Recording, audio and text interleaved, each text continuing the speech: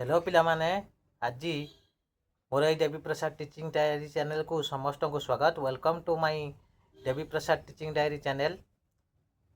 आज आमे आम ये सेशन ने आरंभ करिबा गोटे पाठ जार टॉपिक होउची 13 रु हमर 21 पर्यंत वर्ग निर्णय।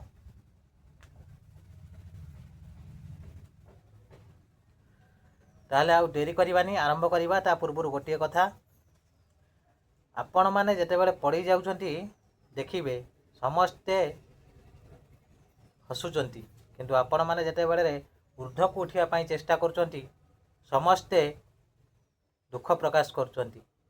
कारण जणे जेते बेले तळकु जाए समस्ते चाहती तार गोड़ को टाणी तळकु पकई देवा पाई, किंतु जणे जेते बेले ऊर्ध्व को गति करे, जणे जेते उन्नतिर पथे अग्रसर हुए कई हेले यहाकू सह्य करि पारंती नहीं। ताहले आपण माने समस्ते यहाकू हृदयंगम करथेबे। आज आमर सेशन आरंभ करिबा।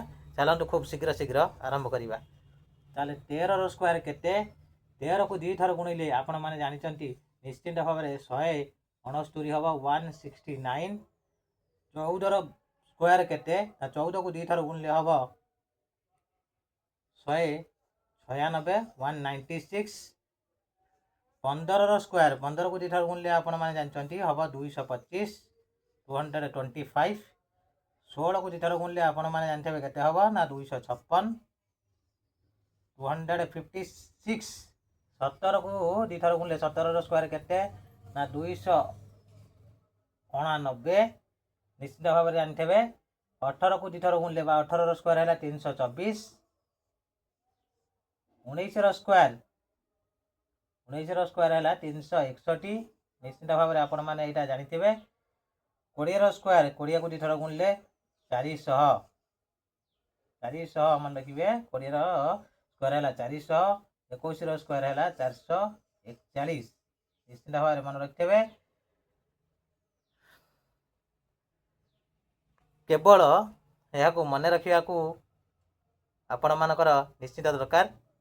केवल लिखिदेले हेनी, यह बारंबार बारंबार आपण मैंने घोषिले निश्चित भाव में आपण मानक वर्ग निर्माण करने एवं आम पिथागोरीय उपपाद्य जो अच्छी ताकू निर्णय करने निश्चित भाव में आपण मानक वर्ग बा स्क्वायर निर्णय करने पड़ो। तेणु आपण मैंने यही वीडियो को निश्चित भाव में लाइक करेंगे। मोर देवी प्रसाद टीचिंग डायरी चैनल को शेयर सब्सक्राइब लाइक कमेंट करेंगे।